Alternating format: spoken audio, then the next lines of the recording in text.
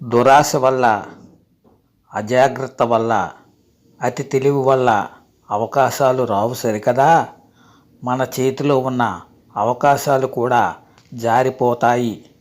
విజయానికి వినయం, సమయస్ఫూర్తి, జాగ్రత్త చాలా అవసరమని చెప్పే నీతి కథ ఇది. ఏంటా కథ అనుకుంటున్నారా? అదేనండి, చిన్నప్పుడు ఆ కథ విని పొట్ట పగిలేలా నవ్వుకునేవాళ్ళం కదా. అదేనండి, అదే రెక్కల ఏనుగు కథ. మళ్ళీ ఒకసారి ఆ కథను విని హాయిగా నవ్వుకుందామా? ఒక ఊరిలో ఒక భూస్వామికి చెరకు తోట ఉండేది. ఆ తోటకు సూరయ్య, నరసమ్మ అనే భార్యాభర్తలు కాపలా ఉండేవారు. అయితే ప్రతిరోజు రాత్రి ఎవరో వచ్చి తోటలోని చెరుకు గడలను తినేసి తోటను పాడు చేస్తున్నారు. అది గమనించాడు సూరయ్య. ఈ విషయం భూస్వామికి తెలిస్తే ఊరుకోడు. తనను శిక్షిస్తాడని భయపడిన సూరయ్య ఎలాగైనా దొంగను పట్టుకొని భూస్వామికి అప్పగించాలన్న ఉద్దేశంతో రోజు రాత్రి సమయంలో తోటలో మాటు వేసి కాపలా కాయసాగాడు. పున్నమి రాత్రి వచ్చింది.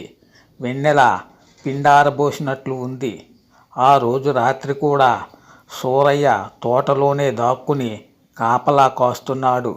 అర్ధరాత్రి అయ్యేసరికి ఆకాశం నుంచి ఒక వెలుగు తోటలోకి పడింది. ఆ వెలుగులో నుంచి రెక్కలున్న ఒక తెల్లటి అందమైన ఏనుగు మెల్లగా కిందకు దిగడం చూసిన సూరయ్య ఆశ్చర్యపోయాడు. అది స్వర్గం నుండి వచ్చే ఐరావతం. అది తోటలోకి వచ్చి ఎంతో ఇష్టంగా తనకు నచ్చిన చెరకు గడలను తనకు కావలసినన్ని తినేసి తెల్లవారుతుండగా ఆ ఏనుగు ఒక్కసారిగా ఘేంకరించి తిరిగి ఆకాశంలోకి ఎగరబోతుంది. వెంటనే సూరయ్య ధైర్యం చేసి పరిగెత్తుకుంటూ వెళ్ళి ఆ ఏనుగు తోకను గట్టిగా పట్టుకున్నాడు. ఆ ఏనుగుతో పాటు సూరయ్య కూడా ఆకాశంలోకి ఎగిరి నేరుగా ఒక వింత లోకానికి వెళ్ళాడు. చూస్తే అక్కడ అంతా బంగారమే.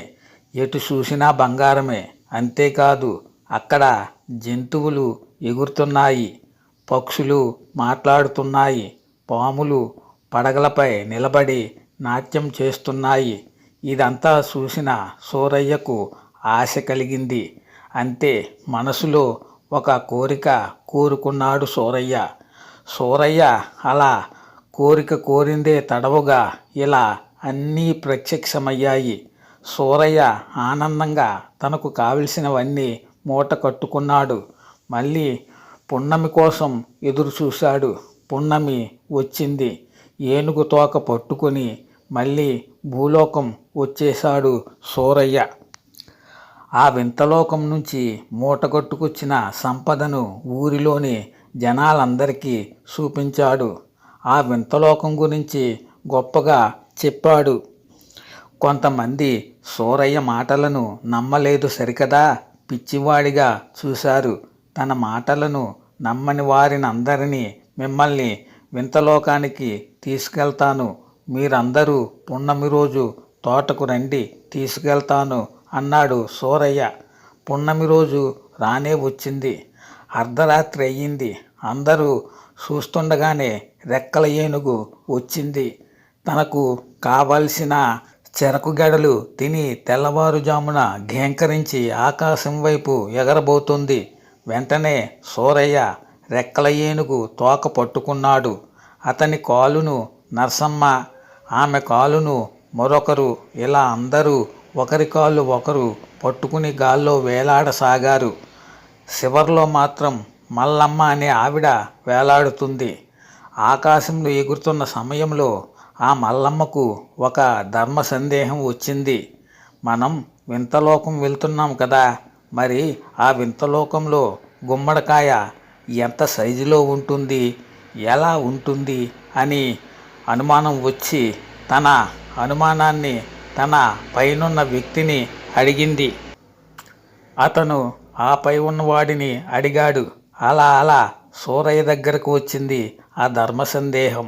సూరయ్య తాను గాల్లో ఉన్నానన్న సంగతి మర్చిపోయి ఉత్సాహంగా గొప్పగా ఏనుగు తోకను వదిలేసి ఇంతింత పెద్దగా ఉంటాయి అని 2 చేతులతో చూపించాడు.